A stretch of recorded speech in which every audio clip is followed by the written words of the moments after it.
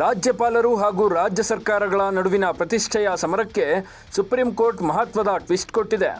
ರಾಜ್ಯಪಾಲರ ಸಾಂವಿಧಾನಿಕ ಅಧಿಕಾರ ಮತ್ತು ಕರ್ತವ್ಯಗಳ ಬಗ್ಗೆ ಸುಪ್ರೀಂ ಕೋರ್ಟ್ ಐತಿಹಾಸಿಕ ತೀರ್ಪು ನೀಡಿದೆ. ತಮಿಳುನಾಡಿನಲ್ಲಿ ಸಿಎಂ ಎಂಕೆ ಸ್ಟಾಲಿನ್ ಮತ್ತು ರಾಜ್ಯಪಾಲ ಆರ್.ಎನ್. ರವಿ ನಡುವಿನ ಸಾಂವಿಧಾನಿಕ ಘರ್ಷಣೆಗೆ ಸುಪ್ರೀಂ ಕೋರ್ಟ್ ಅಂತ್ಯ ಹಾಡಿದೆ. ಹೌದು, ಸುಪ್ರೀಂ ಕೋರ್ಟ್ನಲ್ಲಿ ತಮಿಳುನಾಡು ಸರ್ಕಾರಕ್ಕೆ ದೊಡ್ಡ ಜಯ ಸಿಕ್ಕಿದೆ. ಅಷ್ಟಕ್ಕೂ ರಾಜ್ಯಪಾಲರ ವಿರುದ್ಧ ತಮಿಳುನಾಡು ಸರ್ಕಾರ ಸುಪ್ರೀಂ ಕೋರ್ಟ್ ಮೆಟ್ಟಿಲೇರಿತ್ತು. ರಾಜ್ಯಪಾಲ ಆರ್.ಎನ್. ರವಿ ಅವರು ತಮಿಳುನಾಡು ವಿಧಾನಸಭೆಯಲ್ಲಿ ಅಂಗೀಕಾರಗೊಂಡ 10 ಪ್ರಮುಖ ಮಸೂದೆಗಳಿಗೆ ಒಪ್ಪಿಗೆ ನೀಡಿರಲಿಲ್ಲ. ಇದರಿಂದ ಆಕ್ರೋಶಗೊಂಡಿದ್ದ ತಮಿಳುನಾಡು ಸರ್ಕಾರ ಸುಪ್ರೀಂ ಕೋರ್ಟ್ನಲ್ಲಿ ದಾವೆ ಹೂಡಿತ್ತು. ಅರ್ಜಿ ವಿಚಾರಣೆ ನಡೆಸಿದ ಸುಪ್ರೀಂ ಕೋರ್ಟ್ ಈಗ ಐತಿಹಾಸಿಕ ತೀರ್ಪು ನೀಡಿದೆ. ಸಂವಿಧಾನ ಬಾಹಿರ ಮತ್ತು ಏಕಪಕ್ಷೀಯ ನಿರ್ಧಾರ ಅಂತ ತೀರ್ಪು ಕೊಟ್ಟಿದೆ. ಸುಪ್ರೀಂ ಕೋರ್ಟ್ ಹೇಳಿದ್ದೇನು? ರಾಷ್ಟ್ರಪತಿಗಳಿಗಾಗಿ ರಾಜ್ಯಪಾಲರು 10 ಮಸೂದೆ ಕಾಯ್ದಿರಿಸಿದ್ದು ಕಾನೂನು ಬಾಹಿರ ಮತ್ತು ಏಕಪಕ್ಷೀಯ ನಿರ್ಧಾರ. ಆದ್ದರಿಂದ ರಾಜ್ಯಪಾಲರು ಈ 10 ಮಸೂದೆಗಳಿಗೆ ತೆಗೆದುಕೊಂಡ ಎಲ್ಲ ಕ್ರಮಗಳನ್ನು ರದ್ದುಗೊಳಿಸಲಾಗಿದೆ. ಈ ಮಸೂದೆಗಳನ್ನು ರಾಜ್ಯಪಾಲರಿಗೆ ಮರು ಸಲ್ಲಿಸಿದ ದಿನಾಂಕದಿಂದಲೇ ಅಂಗೀಕರಿಸಲಾಗಿದೆ ಅಂತ ಪರಿಗಣಿಸಲಾಗುತ್ತದೆ. ರಾಜ್ಯಪಾಲರು ಮಸೂದೆಗಳಿಗೆ ಒಪ್ಪಿಗೆ ನೀಡದೆ ರಾಷ್ಟ್ರಪತಿಗಳ ಪರಿಶೀಲನೆಗೆ ಕಾಯ್ದಿರಿಸುವಂತಿಲ್ಲ.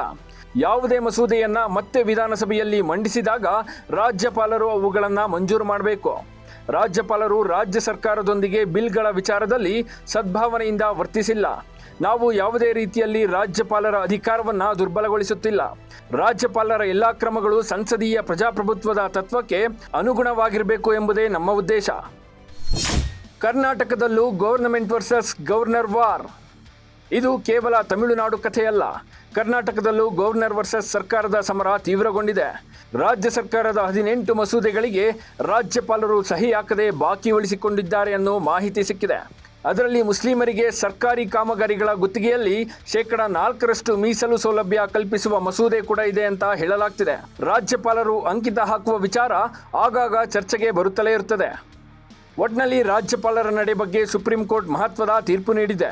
ವಿಧಾನಸಭೆಯಲ್ಲಿ ಅಂಗೀಕಾರಗೊಂಡ ಮಸೂದೆಗಳನ್ನು ಯಾವುದೇ ಕಾರಣಕ್ಕೂ ಬಾಕಿ ಉಳಿಸಿಕೊಳ್ಳುವಂತಿಲ್ಲ ಅಂತ ಸರ್ವೋಚ್ಚ ನ್ಯಾಯಾಲಯ ಖಡಕ್ ಆಗಿ ಹೇಳಿದೆ.